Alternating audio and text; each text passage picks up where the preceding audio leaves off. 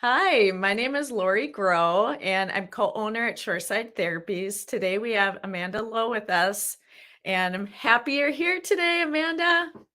Thank you, Lori. Yeah. Really excited to be here this morning. Hi, all. My name is Amanda Lowe. I use she, her, hers pronouns, and I'm a licensed clinical social worker by discipline.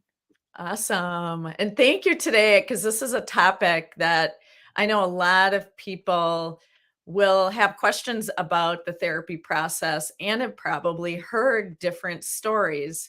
And so today we're going to talk about some of the myths about therapy and, some of the things that might help somebody that has heard some of the negative things actually come in and try it out themselves.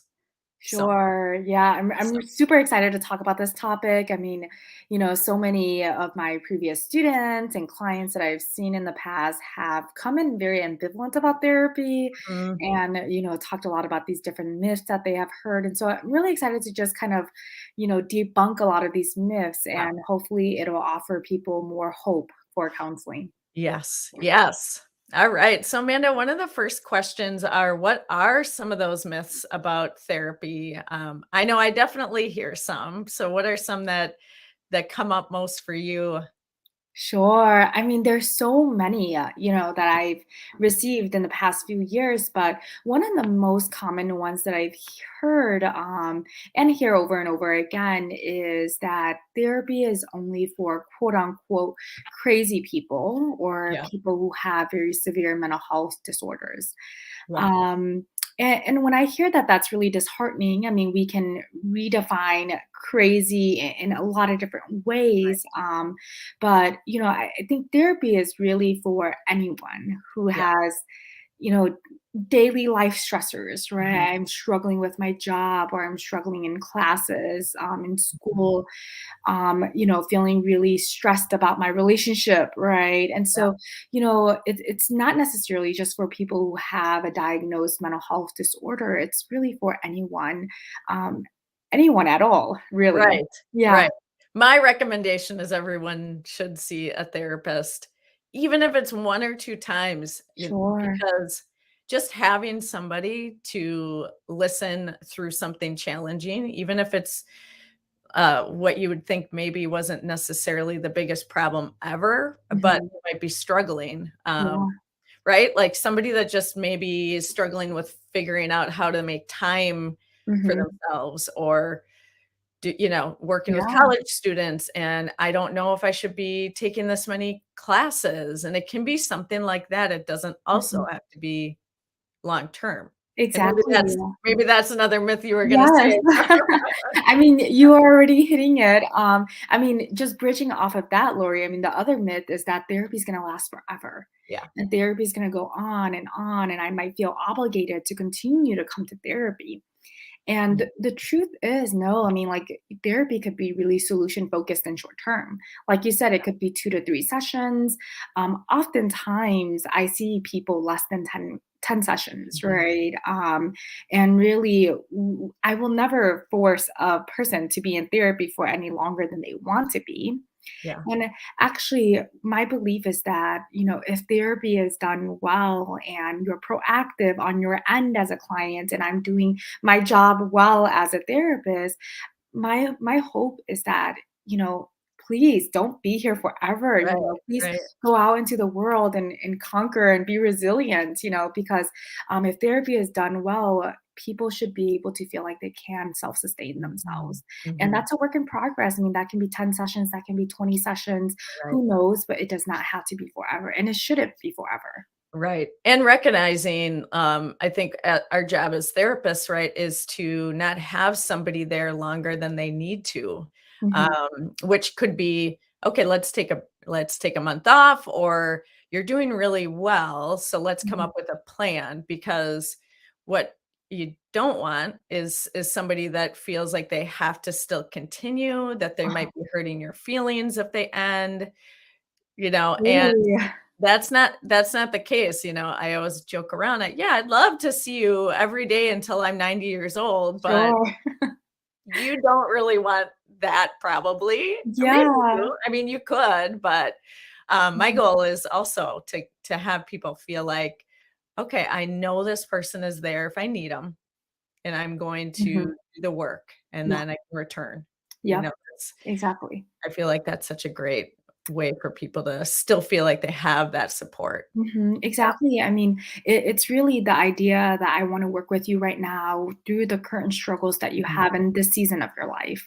And yeah, then we will work to prepare you to feel like you can sustain yourself through the next season of life.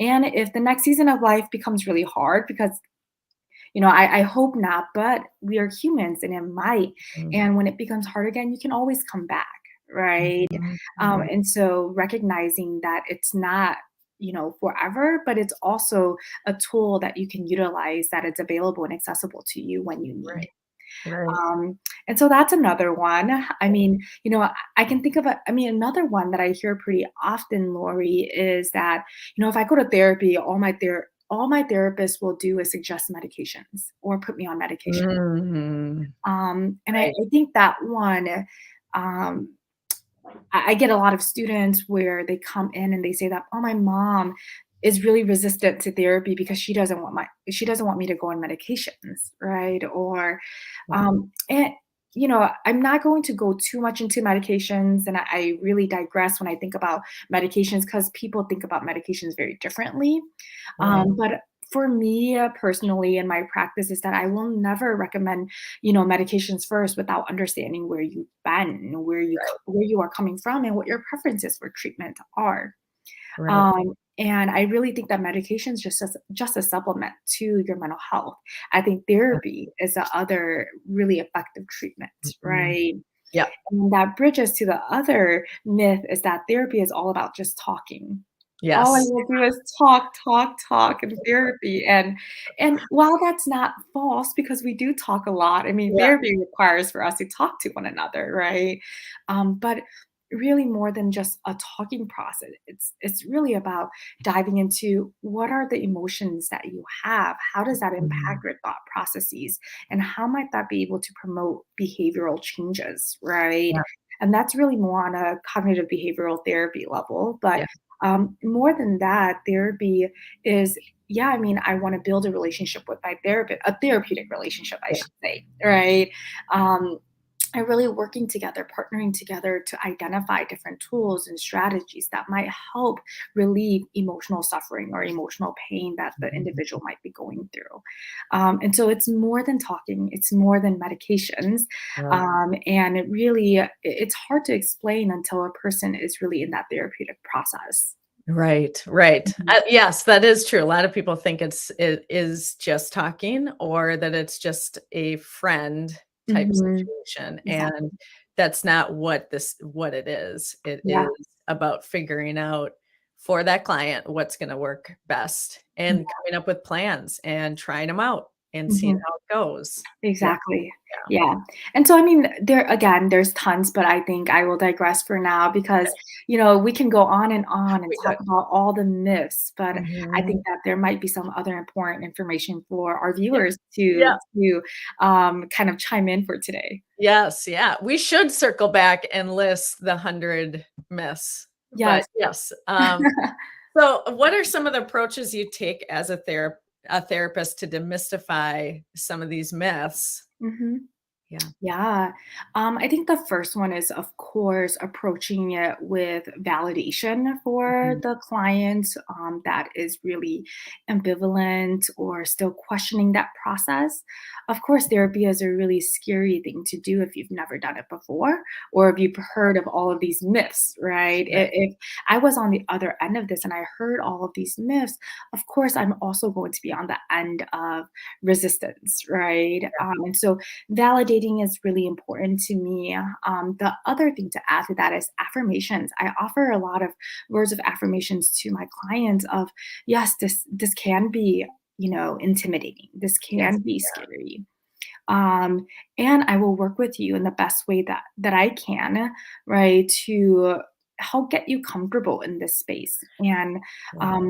a lot of that is really building that therapeutic rapport and relationship with the client of, like, hey, let's humanize one another in this space.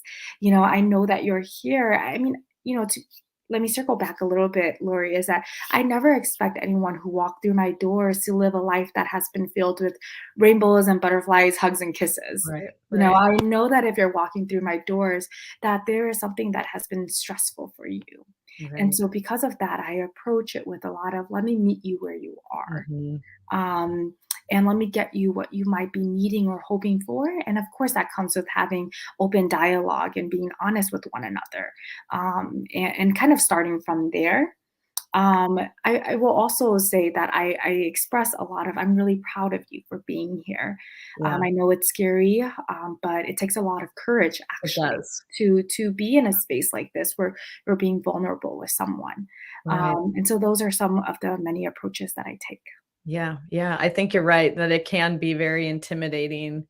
And there's just in general, if you're going and hoping to have things change in your life, that itself is scary. Mhm. And, I do know a lot of people fear that they're going to come in and be told, there's something wrong with you, or this is Sure. what's going on for you, and you need to change this immediately. But Yeah. we all know that there's way more to the story. There's so many different factors in what gets somebody to the point that they're in, Mhm. and taking a whole picture approach of course this is how you're Yeah. feeling in this situation, because we are hearing all of the different things that have impacted that person, Mhm. so Yeah. Actually, I just learned about this yesterday at a conference that I was at, and I heard that um, from the time that a person notices that there's something wrong that's going on in their life to the time that they finally get services to help them is 10 years. I mean, that yes, yeah, for me to hear that as a therapist is, I mean, I feel a sense of kind of like, wow, like that's sad, not in the sense of like, I pity you, but like I yeah, wish that we would have gotten help sooner, right? yes, Because for yeah, you to stay in isolation with your concerns for the past 10 years must have felt so right, lonely, must have felt right, so scary. right. And It's a long so time to be in pain and suffering. mhm, Mhm. exactly. Mhm, Yeah, and that's similar for couples as well. It's usually about 6 years after yeah, there's a significant issue. And if people were coming in sooner, especially with couples, some of mhm, those patterns wouldn't continue to form. But sure. again, there is again that stigma of that must mean my marriage is horrible. Or if people know I'm in couples counseling, then they're going to think Mhm, less of me. And the reality to that is that helping the couple sooner, or helping the mhm, individual sooner, makes the progress so much quicker, yeah, and you can get out of those patterns yeah, quicker. And again, lots of people go in for couples work or individual work mhm, because of maybe a smaller issue mhm. versus it being something catastrophic. For sure. I mean, and to just quickly add on to that, I approach it with a lot of, the life that we live is not binary. We don't live in a black and white world. We live in a world where there's a lot of gray areas, right? A lot Mhm. of times people think if I go to therapy, there must be something devastatingly wrong with me. Or, if I go to therapy with my partner, that must mean that our relationship's going to fall apart. But Right, we live in a lot of the kind of gray areas of, no, it doesn't necessarily mean that my life is falling right, apart or my relationship is falling apart. It really just means it might be helpful for us to get some additional right. tools to help us refine our relationship or help me refine the way that I'm living. Yes, yes. Yeah. All right. So, how might you work with an individual that has had a negative experience with therapy? Because that Mhm. can be challenging, especially somebody deciding to come back in to a different new therapist after a Mhm. negative experience. Yeah. I mean, that is a hard one, Lori. I get that pretty often. And, after I build rapport with them, of course, that's the first step. And it's validating again. I know it sounds like a broken record, but I think it's really important to say that and to Mhm. affirm that. But after building a therapeutic rapport with my clients, I kind of joke around of saying, I'm just as nervous as you are. Yeah. right? To kind of to get to know you more and to also ensure that on my end as a therapist that I'm doing the best that I can, that I'm Right. doing my due diligence to provide you with the service that I feel like you deserve. You Yeah. know, and so it's that validation, is that therapeutic rapport, um, that reassurance. I would also, I think this one is really important to mention, is to decenter myself as a therapist and recognize, there's a reason why this person is coming in with Yeah. this belief that therapy is just a negative experience. It's this decentering myself of, I think myself as a therapist could very much contribute to this problem Mhm. at large. Mhm. And, Mhm. and so it's a lot of evaluating who I am as a Right. therapist, Mhm. evaluating the things that I'm saying, making sure that I'm always constantly asking for feedback to make sure that I am improving who I am as a therapist. Because the truth is, if a client is coming in feeling worried, someone may have hurt them in the past, Right. right? Right. And so really normalizing and humanizing them in that way, and that comes with the validation process. Yes, yeah, and that they feel safe enough to say, Mhm, "In our last session, I felt this way." mhm, And we were actually just talking about that in consults, and I think that's another additive of, doing the twice a weekly consults with mhm, other therapists is checking in with ourselves of, mhm, like, "Could we do something better here? How are we feeling through the process?" mhm. And just continuing to try to be better and better as therapists. Yep. Um, because yeah, there can be scenarios where, there's an unintentional hurt Mhm, or a previous therapist did something. mhm, And kind of dealing with that is not always so easy. But if a client is able to say, "Hey, I wonder what you meant when you said this. Can we clarify? I felt this mhm, way." And then there can be the real meaningful work right there in the mhm. session of Yeah, being able to say to somebody, "This is what yeah, that felt like, and let's work through it and see what's going yeah. on." I really Incredible truly when that happens. believe Mhm.